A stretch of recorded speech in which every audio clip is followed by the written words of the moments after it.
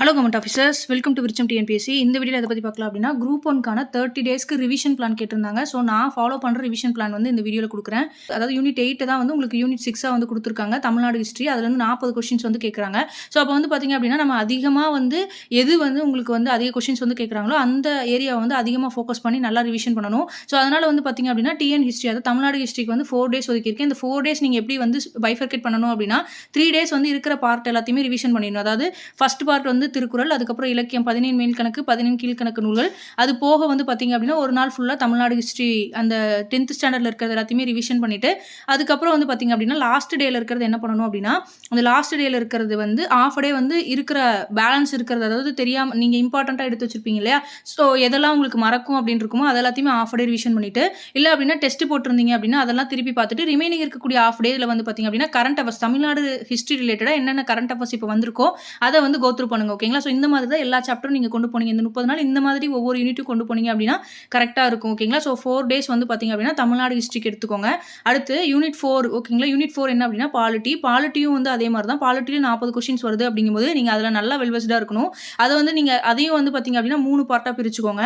அந்த 3 பார்ட்டாக எப்படி பிரிச்சுக்கிறீங்க அப்படின்னா, கன்ஸ்டியூஷன்லேருந்து உங்களுக்கு அந்த ஃபண்டமெண்டல் டியூட்டிஸ் வரைக்கும் ஒரு பார்ட் பிரிச்சுக்கோங்க. அதை ஒரு நாளுக்குள்ளே ரிவிஷன் பண்ணுற மாதிரியும், அதுக்கப்புறம் யூனியன் எக்ஸிக்யூட்டிவ்லேருந்து உங்களுக்கு அந்த லோக்கல் பஞ்சாயத்து வரைக்கும், லோக்கல் பஞ்சாயத்து முடிக்கிற வரைக்கும் வந்து பார்த்திங்க அப்படின்னா செகண்ட் டே எடுத்துக்கிட்டு, தேர்ட் டே வந்து பார்த்திங்க அப்படின்னா சென்ட்ரல் அண்ட் ஸ்டேட் ரிலேஷன்ஷிப்பு, அதுக்கப்புறம் வந்து ஃபெடரலிசம், அதுக்கப்புறம் வந்து பார்த்திங்க அப்படின்னா நீதித்துறை இருக்கும் இல்லையா, நீதித்துறை, அதுக்கப்புறம் கடைசியாக வந்து அந்த பெண்கள் மேம்பாடு, நுகர்வோர் அமைப்பு, இது எல்லாத்தையுமே ஒரு நாள் வச்சுக்கிட்டு, கடைசி 4 நாள் அதே மாதிரி தான். கடைசி 4வது நாள் வந்து என்ன பண்ணுறீங்க அப்படின்னா, ப்ரீவியஸ் கொஸ்டின் பேப்பர் நீங்கள் ஆல்ரெடி பார்த்து வச்சுருந்தீங்க அப்படின்னா அந்த ப்ரீவியஸ் கொஸ்டின் பேப்பர் வந்து ஒரு கிளான்ஸ் விட்டுட்டும், அதுக்கப்புறம் டெஸ்ட் போட்டிருந்தீங்க அப்படின்னா அந்த டெஸ்ட் பார்க்குறதுக்கும் வந்து ஒரு நாள் வச்சுக்கோங்க. அண்ட் கரண்ட் அஃபேர்ஸ் ரிலேட்டடாக என்னென்ன கொண்டு வந்திருக்காங்க அப்படின்றதையும் கடைசி நாள் வந்து வச்சுக்கோங்க. ஓகேங்களா? ஏன்னா இதுலேருந்து தான் உங்களுக்கு 80 கொஸ்டின்ஸ் வருதுங்கும் போது இந்த 80 கொஸ்டின்ஸில் குறைஞ்சபட்சம் நீங்கள் ஒரு 55 to 60 கொஸ்டின்ஸ்னாச்சு கேரண்டிடாக உங்களுக்கு வந்து தெரிஞ்ச மாதிரி இருக்கணும். அதனால் இந்த 2 பார்ட்டை வந்து நீங்கள் நல்லா ரிவிஷன் பண்ணணும்.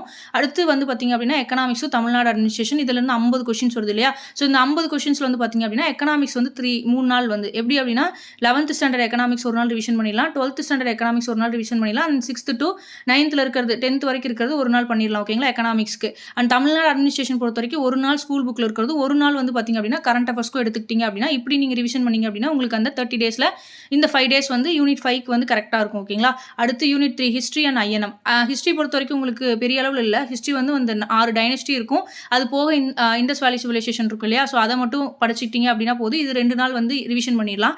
ரிமைனிங் ஐஎன்எம் பார்த்தீங்க அப்படின்னா 10th ஸ்டாண்டர்டில் நீங்கள் ஆல்ரெடியே வந்து யூனிட் 8க்கே வந்து ரிவிஷன் பண்ணியிருந்திருப்பீங்க. ரிமைனிங் இருக்கிறது அந்த ஐஎன்எம்ல 12th ஸ்டாண்டர்டில் இருக்கக்கூடிய 1வது லெசன்லேருந்து 8வது லெசனும் அண்ட் தலைவர்கள் உருவாதலில் இருக்கக்கூடிய பிடிஎஃப்பும் வந்து படிச்சுக்கிட்டிங்கன்னா போதும். ஸோ அதை ஒரு நாள் ரிவிஷன் பண்ணிட்டீங்க அப்படின்னா உங்களுக்கு ஐஎன்எம் அப்படின்றது கம்ப்ளீட் ஆகும். ஓகேங்களா? இது எல்லாமே நான் சொல்கிறது ஸ்டடி பிளான் கிடையாது, இது ஃபுல்லாகவே உங்களுக்கு ரிவிஷன் பிளான் தான். அடுத்து யூனிட் 2 ஜாகிரஃபி பொறுத்த வரைக்கும் நீங்கள் அந்த 5 லெசனும், அதுக்கப்புறம் 12th ஸ்டாண்டர்ட் ஜாகிரஃபியில் இருக்கக்கூடிய கலாச்சார புவியியல் லெசனும் வந்து ரிவிஷன் பண்ணிட்டீங்கன்னா போதும். இதை நீங்கள் 2 நாளில் வந்து 1.5 நாளில் ரிவிஷன் பண்ணிவிட்டு ஆஃப் டேயில் வந்து பார்த்திங்க அப்படின்னா கரண்ட் அஃபேர்ஸ் எல்லாத்தோட நாளையும் வந்து பார்த்திங்க அப்படின்னா கரண்ட் அஃபேர்ஸ்க்குன்னு ஒரு அரை நாள் அப்படிங்கிறது நீங்கள் வந்து ஹாஃப் டே அப்படின்றது ஒதுக்கிடுங்க. ஏன்னா வந்து கரண்ட் அஃபேர்ஸ் வந்து ஒவ்வொரு இதாகவும் கொடுத்துருக்கனால அது ரிலேட்டடாக இருக்கிறது நீங்கள் கண்டிப்பாக படிச்சு தான் ஆகணும். அடுத்து வந்து பார்த்திங்க அப்படின்னா யூனிட் 1 சயின்ஸ் வந்து 10th அண்ட் 12th இருக்கக்கூடிய 10th அண்ட் 9th இருக்கக்கூடிய பேசிக்காக இருக்க லெசன்ஸ் மட்டும் நீங்கள் படிச்சுக்கிட்டிங்கன்னா போதும். அதாவது ரிவிஷன் பண்ணிக்கிட்டிங்கன்னா போதும். அதை ஒரு 2 டேஸில் ரிவிஷன் பண்ணிக்கோங்க. ரிமைனிங் வந்து பார்த்திங்க அப்படின்னா கரண்ட் அஃபேர்ஸ்க்கு வந்து தனியாக ஒதுக்கிடுங்க. ஒரு 3 நாள் கடைசியாக தனியாக வந்து கரண்ட் அஃபேர்ஸ்க்கு ஒதுக்கிடுங்க. ஏன்னா கரண்ட் அஃபேர்ஸ்ல வந்து உங்களுக்கு வந்து 25 கொஸ்டின் பக்கம் வரதுக்கு சான்ஸ் இருக்குது. அதுலேயும் வந்து ரொம்ப படிக்க வேண்டியது தமிழ்நாடு ஸ்கீம்ஸ், தமிழ்நாடு ரிலேட்டடாக இருக்கக்கூடிய எஜுகேஷன் சிஸ்டம், அதுக்கப்புறம் ஹெல்த் இண்டெக்ஸு, அதுக்கப்புறம் வந்து பார்த்திங்க அப்படின்னா social economic issues, Tamil Nadu economics, இது எல்லாத்தையும் ரிலேட்டடாக கரண்ட் அஃபேர்ஸ் என்ன இருக்கோ, பட்ஜெட்டு, டிஎன் பட்ஜெட்டு, அதுக்கப்புறம் யூனியன் பட்ஜெட்டு, ஸோ அதில் என்ன பர்சன்டேஜ் என்ன சேஞ்ச் பண்ணியிருக்காங்க, அந்த மாதிரி இருக்கிறது எல்லாத்தையுமே எதுக்கு அதிகமாக முக்கியத்துவம் கொடுத்துருக்காங்கன்னு கரண்ட் அஃபேர்ஸ் வந்து அனலைஸ் பண்ணி ஒரு 3 டேஸ் வச்சுக்கோங்க. ஸோ டோட்டலாக வந்து பார்த்திங்க அப்படின்னா 30 நாளில் 21 நாள் வந்து என்டையராக ஒரு தடவை ரிவிஷன் பண்ணுறீங்க. கடைசி வந்து பார்த்திங்க அப்படின்னா மிச்சம் இருக்கக்கூடிய 9 நாள் இருக்கும். அந்த 9 நாளில் கடைசி வந்து பார்த்திங்க அப்படின்னா மிச்சம் இருக்கக்கூடிய 6 நாள் வந்து என்ன பண்ணுறீங்க அப்படின்னா அந்த 6 யூனிட்டுக்கு 6 நாள். ஓகேங்களா? இது இல்லாமல் அந்த ஹிஸ்ட்ரி ஒரு நாள் ரிவிஷன் பண்ணுவீங்க, ஐஎன்எம் ஒரு நாள் ரிவிஷன் பண்ணுவீங்க. 6 யூனிட்டில் 8 நாள் ரிவிஷன் பண்ணுற மாதிரி வரும். ஓகேங்களா? ஸோ கடைசி நாள் வந்து மேக்ஸும் கரண்ட் அஃபேர்ஸும் மட்டும் திருப்பி பார்த்துட்டு போனீங்க அப்படின்னா உங்களுக்கு அந்த 30 நாள் அப்படின்றது கரெக்டாக வரும். ஓகேங்களா? ஸோ நான் சொல்கிறது தான் ஆல்ரெடி சொன்னதான் யூனிட் 1லேருந்து உங்களுக்கு சயின்ஸ்லேருந்து 10 கொஷின்ஸ் வருது. அதை 9th அண்ட் 10th ஏரியாவில் மட்டும் ஃபோக்கஸ் பண்ணுங்கள். ஜியாகிரஃபிலேருந்து 10 கொஷின் வருது அப்படின்னா அது வந்து ஃபஸ்ட்டில் அந்த 5 லெசன் இருக்குல்ல, 10th இருக்கக்கூடிய அந்த 5 லெசன்ஸ் மட்டும் ஃபோக்கஸ் பண்ணுங்கள். அதுக்கடுத்து வந்து பார்த்தீங்க அப்படின்னா அது போக 12th இருக்கக்கூடிய எத்திக்ஸ் லெசன்ஸ் வந்து ஃபோக்கஸ் பண்ணுங்கள்.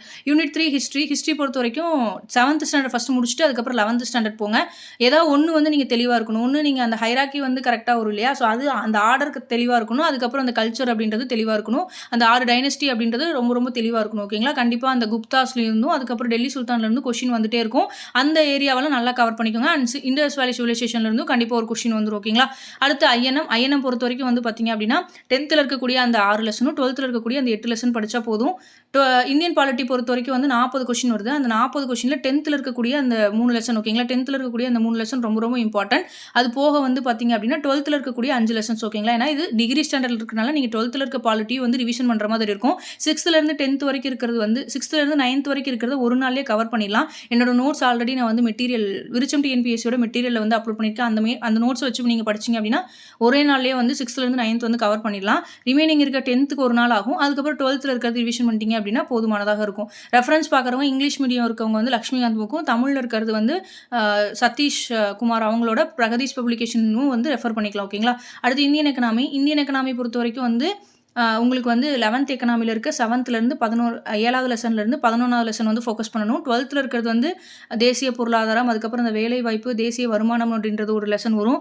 பண பொருளியல், அதுக்கப்புறம் நிதி பொருளியல், நிதி ஆணையம், திட்டமிடல், அதுக்கப்புறம் உங்களுக்கு தமிழ்நாடு பொருளாதாரம் அப்படின்ற இந்த லெசன்ஸ் வந்து இருக்கும். ஓகேங்களா, அடுத்து 10th எக்கனாமியில் இருக்கக்கூடிய 1லேருந்து 5 லெசன்ஸ் ஜஸ்ட் நீங்கள் ரீட் அவுட் பண்ணிங்க அப்படின்னா போதுமானது. அட்மினிஸ்ட்ரேஷன் பொறுத்த வரைக்கும் ஒரு 3 லெசன் படிக்கணும். என்னென்ன லெசன்ஸ் அப்படின்னா 13வது லெசன், 14வது லெசன், 15வது லெசன். என்ன அப்படின்னா சமூக நீதி, அரசியல் வளர்ச்சி மற்றும் அரசியல் மாற்றங்கள் அப்படின்னு இருக்கும்.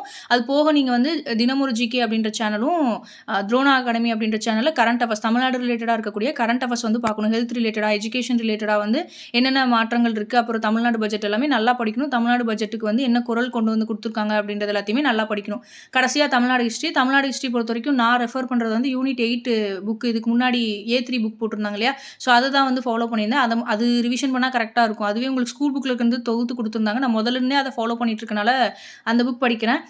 இப்போ வந்து பார்த்தீங்க அப்படின்னா இதை வந்து இந்த புக் இல்லாதவங்க என்ன படிக்கலாம் அப்படின்னா உங்களுக்கு அந்த 10th ஸ்டாண்டர்டில் இருக்கக்கூடிய அந்த 6 லெசன் இருக்கும் இல்லையா, 19வது நூற்றாண்டு செஞ்சுரி அந்த லெசன்லேருந்து தமிழகத்தில் சமூக மாற்றங்கள் அந்த லெசன் வரைக்கும் படிச்சுட்டு 17 மேல்கணக்கு, 17 கீழ்கணக்கு, அதுக்கப்புறம் வந்து உங்களுக்கு வேறு என்ன வந்துடும் அப்படின்னா ஐம்பெருங்காப்பியங்கள் அப்படின்றது வந்து வந்துடும். இக்காலம் வரை அப்படிங்கும்போது உங்களுக்கு அதுவும் வரும்.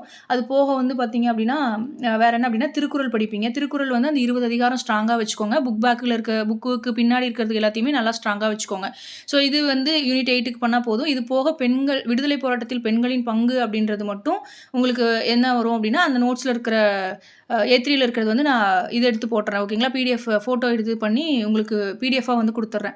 அடுத்து ஆப்டிடியூட் பொறுத்த வரைக்கும் பார்த்தீங்க அப்படின்னா அட்லீஸ்ட் உங்களுக்கு மேக்ஸ் வருது, எனக்கு மேக்ஸ் வரும் அப்படின்னால 2 டேஸ்க்கு ஒரு கொஷின் நான் வந்து போட்டு பார்ப்பேன். உங்களுக்கு மேக்ஸ் வரல, டைமிங் வரணும் அப்படின்னா டெய்லி ஒரு கொஷின் வச்சு போட்டு பார்த்துருங்க. 25 நிமிஷத்துக்குள்ளே, ஓகேங்களா, டைமிங் ஃபிக்ஸ் பண்ணிக்கோங்க. 25 to 30 நிமிஷத்துக்குள்ளே நீங்கள் வந்து மேக்ஸ் போடுற மாதிரி டைமிங் ஃபிக்ஸ் பண்ணி போட்டுக்கோங்க. ஓகேங்களா, இந்த கொஷின்ஸ் வந்து எங்கேருந்து எந்த கொஷின்ஸ் வந்து நீங்கள் போட்டு பார்க்கணும் அப்படின்னா நீங்கள் ப்ரீவியஸ் இயர் கொஸ்டின் பேப்பரே வந்து வெப்சைட்டில் போய்ட்டு டவுன்லோட் பண்ணிக்கலாம். ஓகேங்களா, வெப்சைட்டில் டிஎன்பிஎஸ்சி வெப்சைட்டில் போய்ட்டு மேலே சர்ச் பாக்ஸில் ப்ரீவியஸ் இயர் கொஸ்டின் அப்படின்னு போட்டிங்கனாவே ஒரு டேப் வந்து ஒன்று ஓப்பன் ஆகும். அதில் அப்ஜெக்டிவ் கீஸ், அப்ஜெக்டிவ் ஆன்சர் கீஸ்னு வரும். அப்ஜெக்டிவ் டைப் ஆன்சர் கீஸ்னு வரும். அதை கிளிக் பண்ணிங்கன்னா ஒவ்வொரு கொஸ்டினும் வரும். அதை கிளிக் பண்ணிங்க அப்படின்னா டவுன்லோட் பண்ணி நீங்கள் பார்த்துக்கலாம். ஸோ இந்த மாதிரி வந்து பார்த்திங்க அப்படின்னா டெய்லி ஒவ்வொரு கொஸ்டின்ஸ் போட்டு பாருங்கள். ஸோ இதுதான் வந்து 30 டேஸ்க்கு வந்து நீங்கள் ரிவிஷன் பண்ணணும். இது வந்து ஸ்டடி பிளான் கிடையாது, ரிவிஷன் பிளான். இந்த பிளானை வந்து நீங்கள் ஃபாலோ பண்ணி கொண்டு போனீங்க அப்படின்னா உங்களுக்கு அந்த 30 டேஸில் 2 தடவை ரிவிஷன் பண்ணிட்டு கொஸ்டின்ஸ் பேப்பரும் உங்களுக்கு கரண்ட் அஃபேர்ஸ்லையும் வந்து கொடுக்குற மாதிரி இருக்கும். இது எல்லாமே நீங்கள் வந்து பார்த்தீங்க அப்படின்னா அட்லீஸ்ட் ஒரு நாளைக்கு ஒரு 8 hours வந்து ஸ்பெண்ட் பண்ணுற மாதிரி இருந்துச்சு அப்படின்னா இது எல்லாத்தையுமே ஈஸியாக வந்து ஆல்ரெடி படித்தவங்களுக்கு அந்த 8 hours ஸ்பெண்ட் பண்ணிங்க அப்படின்னா 8 hours குறைஞ்சது ஒரு 6லேருந்து 8 hours அப்படிங்கிறது நீங்கள் கரெக்டாக பிளான் பண்ணிங்க, கன்சிஸ்டன்சியாக வந்து நீங்கள் பிளான் பண்ணிங்க அப்படின்னா ஈஸியாக வந்து உங்களால் இந்த 30 days அப்படின்றது வந்து கண்டிப்பாக வந்து கொண்டு போக முடியும். ஓகேங்களா, ஸோ குரூப் 1 எழுதுகிற எல்லாருக்குமே ஆல் தி பெஸ்ட். தேங்க்யூ.